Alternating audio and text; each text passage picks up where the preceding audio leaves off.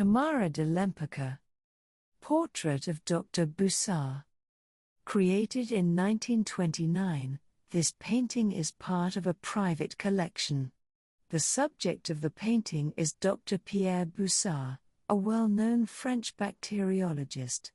The description emphasizes the contrast between his appearance in a white wardrobe, which doesn't immediately suggest a doctor, and the traditional portrayals of medical professionals.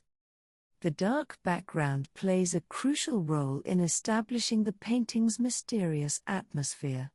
Instead of being a mere backdrop, it becomes an integral part of the narrative, enhancing the enigmatic nature of Dr. Boucard.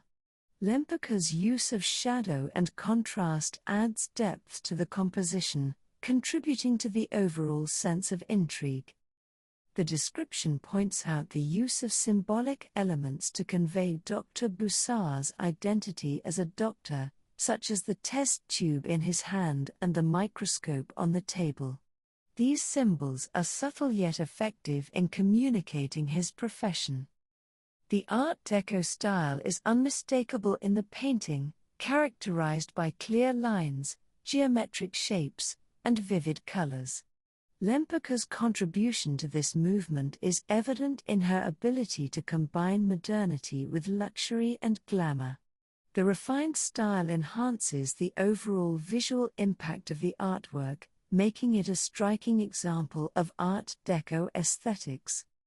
The portrayal of Dr. Boucard, resembling more a spy or police officer than a conventional doctor, adds an element of intrigue to the painting.